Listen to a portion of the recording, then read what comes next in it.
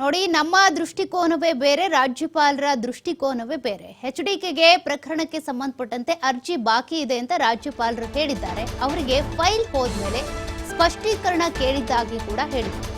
ಸ್ಪಷ್ಟನೆ ಕೇಳಿ ವಾಪಸ್ ಕಳಿಸೋವರೆಗೂ ಕೂಡ ಫೈಲ್ ಗವರ್ನರ್ ಬಳಿಯೇ ಇತ್ತು.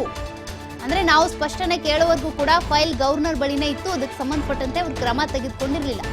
ಆಗ ಆ ಅರ್ಜಿ ಅವರ ಬಳಿಯೇ ಇದ್ರೂ ಕೂಡ ಪ್ರಾಸಿಕ್ಯೂಷನ್ಗೆ ಕೊಡದೆ ಯಾಕೆ ಪ್ರಾಸಿಕ್ಯೂಷನ್ಗೆ ಅನುಮತಿ ಕೊಡಲಿಲ್ಲ?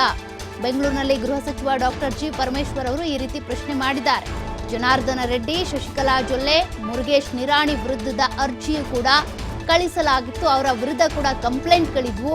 ಆಗ ಅದನ್ನ ತಿರಸ್ಕರಿಸುವ ಪುರಸ್ಕಾರ ಮಾಡುವ ವಿಚಾರ ಕೂಡ ಅವರಿಗೆ ಬಿಟ್ಟಿದ್ದಾಗಿತ್ತು. ಅವರ ವಿವೇಚನಾ ಅಧಿಕಾರದಲ್ಲೇ ಇತ್ತು. ಸಿಎಂ ವಿಚಾರದಲ್ಲಿ ಮಾತ್ರ ಯಾಕೆ ತರಾತುರಿಯಲ್ಲಿ ಈ ರೀತಿ ತೀರ್ಮಾನವನ್ನ ತೆಗೆದುಕೊಂಡ್ರು ರಾಜ್ಯಪಾಲರು?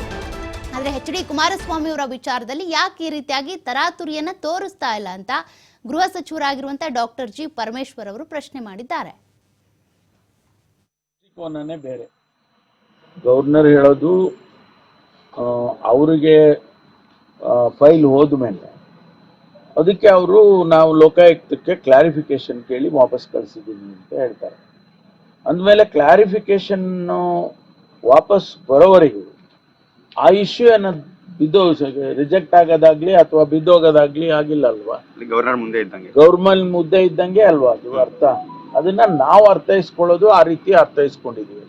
ಅವರು ನನ್ನ ಹತ್ರ ಇಲ್ಲ, ನಾನು ಕಳಿಸ್ಬಿಟ್ಟಿದ್ದೀನಿ ಅಂತ, ನನ್ನ ಹತ್ರ ಇಲ್ಲ, ಏನೂ ಇಲ್ಲ ಅನ್ನೋ ತರ ಅವ್ರು ಹೇಳಿದ್ದಾರೆ. ನೆನ್ನೆ ಅದೇ ಹೇಳಿದ್ರು, ನಾವು ಹೋದಾಗ ಅದನ್ನೇ ಹೇಳಿದ್ರು.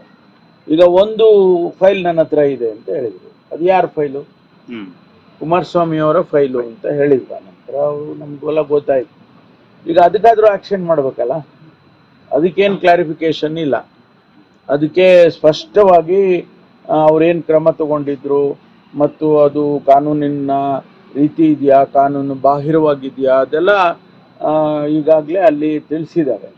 ಅದ್ರ ಮೇಲೆ ಅವ್ರು ಕ್ರಮ ತಗೊಳ್ಬೇಕು. ಇನ್ನು 3 ಏನು ವಾಪಸ್ ಕಳಿಸಿದ್ದೀನಿ ನಾನು ಅಂತ ಹೇಳಿದ್ದಾರೆ. ಅದಕ್ಕೂ ಕೂಡ ಲೋಕಾಯುಕ್ತದವರು ಕಳಿಸ್ತಾರೆ, ಕ್ಲಾರಿಫಿಕೇಶನ್ ಕಳಿಸ್ತಾರೆ. ಕಳಿಸಿದ ಮೇಲೆ ಆದರೂ ತಗೋಬೇಕಲ್ಲ. ಅಷ್ಟೇ ನಮ್ಮ ವಾದ ಅಷ್ಟೇ. ನೀವು ಸೆಲೆಕ್ಟಿವ್ ಆಗಿ ಇಷ್ಟ ತರಾತುರಿಯಾಗಿ ಕುಮಾರಸ್ವಾಮಿ ಬಗ್ಗೆ ಅಥವಾ ಇನ್ನೊಬ್ಬರ ಬಗ್ಗೆ ಅವ್ರ ಬಗ್ಗೆ ಎಲ್ಲ ತರಾತುರಿಯಾಗಿ ಯಾಕೆ ತಗೊಳ್ಳಿಲ್ಲ, ನಮ್ದನ್ನೇ ಮಾತ್ರ ಯಾಕೆ ತಗೊಂಡ್ರಿ ಅಂತ ಅನ್ನುವಂಥ ವಾದ.